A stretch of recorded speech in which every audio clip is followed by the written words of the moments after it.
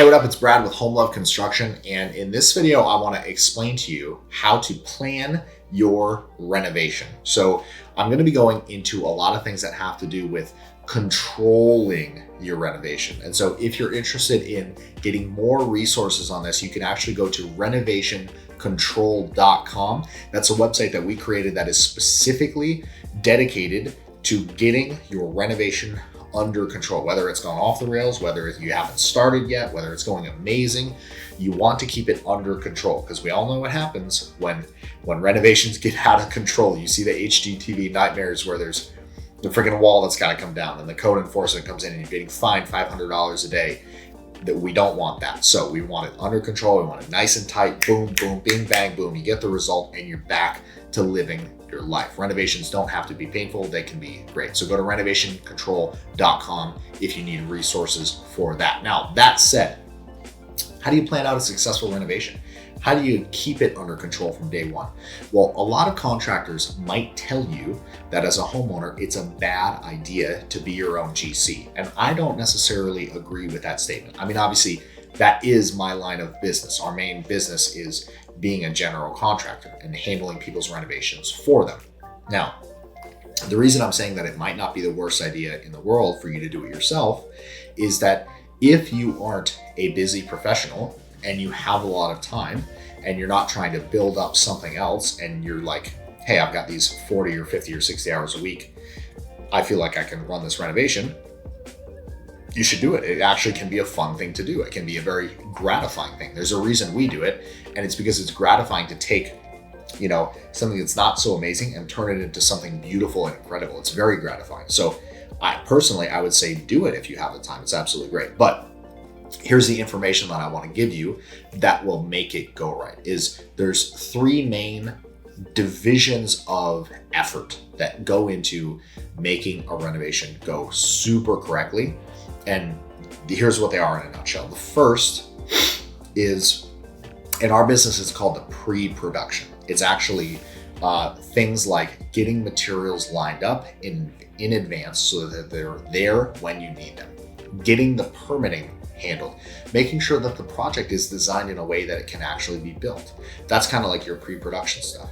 Then you have your planning, which is actually, okay, who's going to do my demo? Who's going to do my electrical rough? Who's going to do my plumbing? Who's going to do my HVAC? Who's going to do my drywall? Who's going to do my framing, tile, flooring, etc.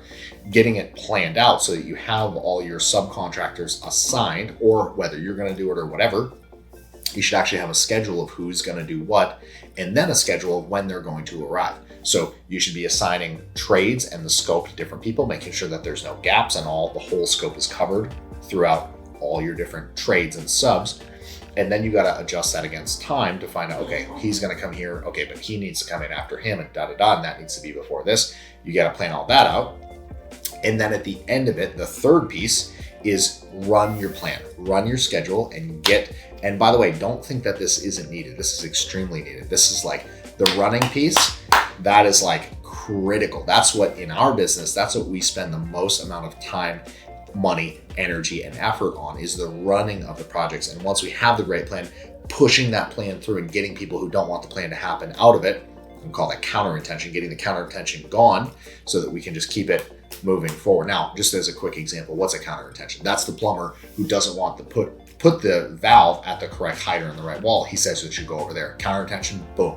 Either he fixes it or he's gone and we get a different plumber to put it where it needs to go based on the plan. So that said, like I said earlier in this video, there are resources for each of these at that domain, which is renovationcontrol.com. So on the pre-production side, you can actually get a renovation planner, which kind of handles all of this from us. It's a simple little tool that we made that will really help you to get your project rolling, and it's the simplest tool that I can think of to hit it on all fronts. There's also a course there called the Subcontractor Control Field Guide. Now, that's a long name for a simple product. It takes this middle piece of planning it out and getting your subs lined up and makes it sane and easy to do and gives you the real information on how to do it. It's not like this airy-fairy, how would you do it? No, it's how we do it on a daily basis for millions of dollars of construction. And then there's also as a part of that, that also handles how you actually run subcontractors and have a successful job and have it go smooth. So again, that's all at renovationcontrol.com. You can go there and check it out. It's an amazing little deal and some products there that are amazing. We even do live consults for people who, if they've got the red tag thing going on, like the city gave you a stop work order, we can actually handle that for you there as well. So go to renovationcontrol.com today and get your renovation back under control. Thank you for watching, and I will see you in the next vid. Peace.